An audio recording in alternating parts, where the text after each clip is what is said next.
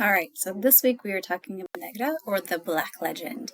So this is kind of explains why when we talk about US history, why we leave out Spanish exploration and Spanish conquistadors, Spanish colonization, and hopefully give you an enlightened view of why that is. So really it's propaganda, and some of this was even self-inflicted by the Spanish. But this is how propaganda shaped this anti Spanish and later on anti Hispanic stereotypes. So, by the end of this little mini lecture, what I want you to walk away with is you should be able to define what is the Black legend, when and why it emerged, describe how propaganda can become common sense, just something that everyone knows over time.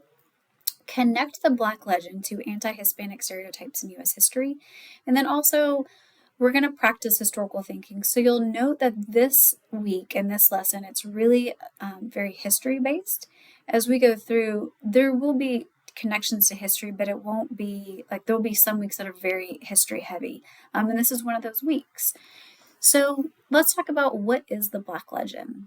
So the Black legend refers to this long running tradition of anti Spanish propaganda that portrayed Spain and Spaniards as the ones who were just cruel, fanatical, backward, oppressive, just really mean and meaner than the other Europeans that came into contact with the indigenous people living in the US. And not only here in the what will become the US, the New World, but also their interactions with others throughout like European empires. So it's not just a criticism of empire, it's a story about Spain's character repeated so often that it shaped how people began to interpret the past. So this is one of those propaganda political cartoons. This is from 1572, and this is the Duke of Alva killing the innocent inhabitants of the Netherlands. So at this time, this Duke was appointed governor of the Netherlands over those Dutch people. And that was him like eating innocent children in this political cartoon that they had. So this idea of how cruel the Spanish are, it wasn't just how cruel they are to the indigenous peoples, but this is like in Europe. This is how they thought, they were treating people in the Netherlands. So, how did this happen? Where did this develop from? So, in the 1500s, about the time that we're talking about, right, Spain coming over and exploring the New World, Spain became one of the most powerful empires in the world. Remember from our previous little lesson, they had consolidated power. You had Ferdinand and Isabella uniting Spain as one political power. But also these rival states, especially they're going to rival Protestant England and the Netherlands, had become really strong political and religious reasons to weaken Spain's influence.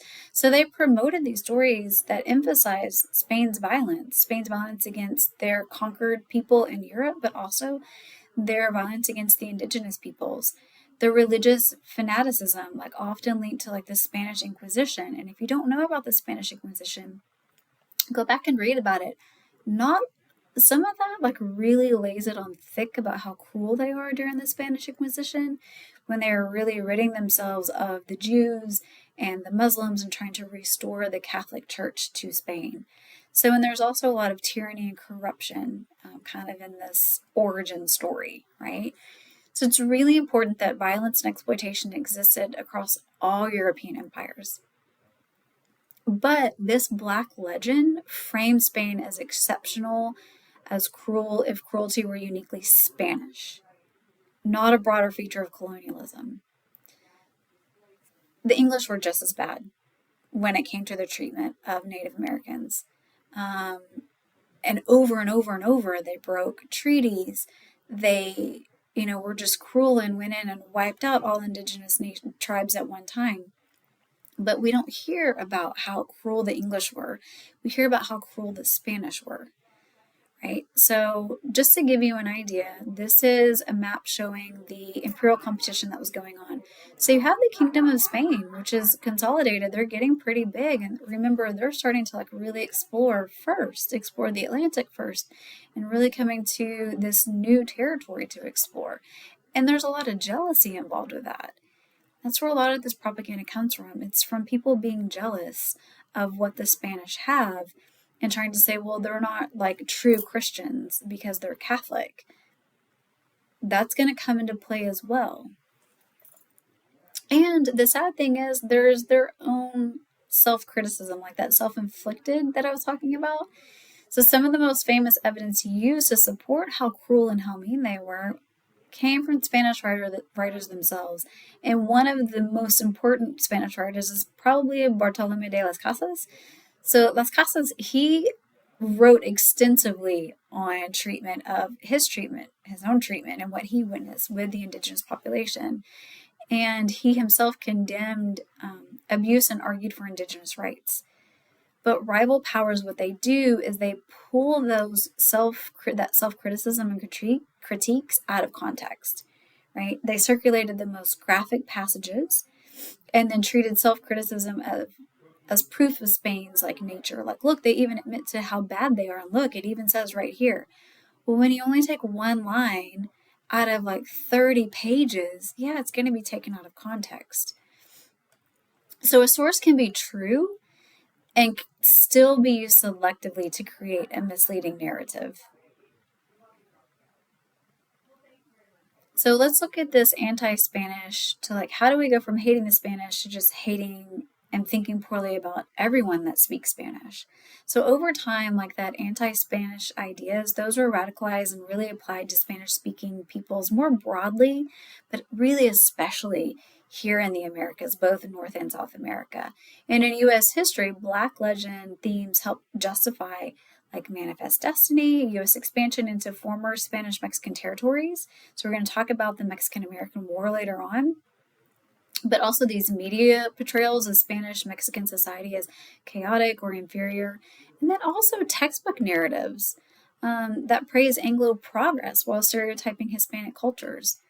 So political propaganda traditions shape long-lasting stereotypes about Hispanic peoples, like as them being lazy, irrational, or violent, culturally backward, and capable of self-government. So I found this political cartoon, and I just think this is really funny. So this is what the United States has fought for: Spanish oppression in the Philippines, industrial slavery in Hawaii, and this says like a Spanish yoke over Puerto Rico and Cuba, and then, oh, this is Panama. So when we're building the Panama Canal. So you can see like, oh, under all this oppression, and it's just so bad. So this is before the United States invested its behalf on these oppressed people. And look how good they are now that we've involved ourselves. Look how much better they look. Look how much better they are. In reality, do we treat them this way though? Do we treat them like these dignified portraits that we see here? Or do we still treat them like this? Something for you to think about and chew on for a while. So what I want you to think about, because you probably don't think about history, you're not trained historians, but I do want you, when you encounter these dramatic claims about an entire group or an entire people, like think about, okay, who wrote it?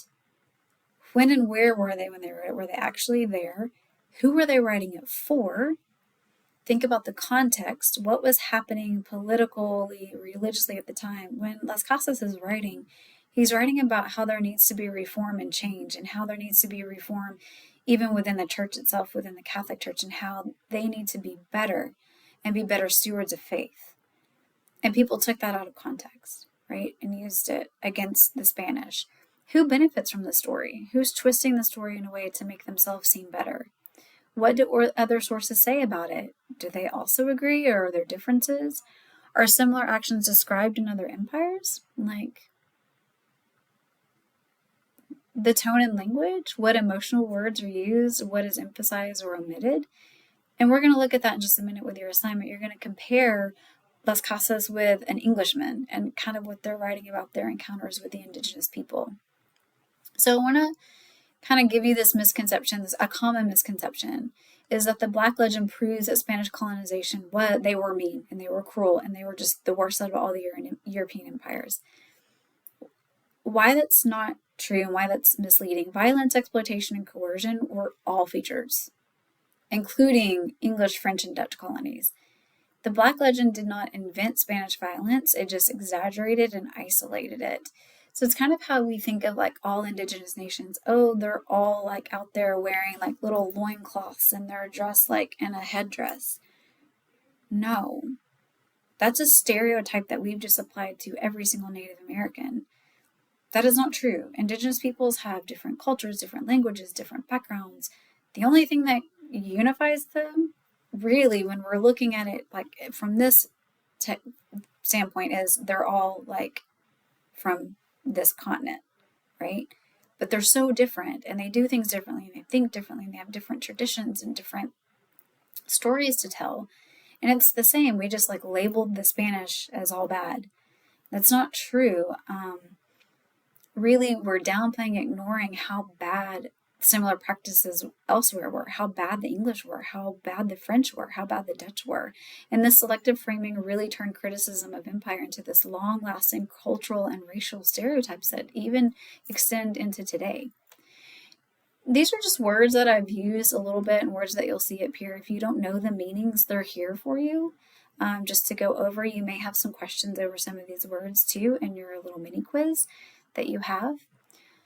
But what you're going to do now is you're going to compare two stories, one from this guy, Las Casas, and one from a guy named, I think his last name is Harriet. And you're going to compare those two stories and their encounters. And there's a little worksheet that you're going to work through in order to reinforce what I've discussed here.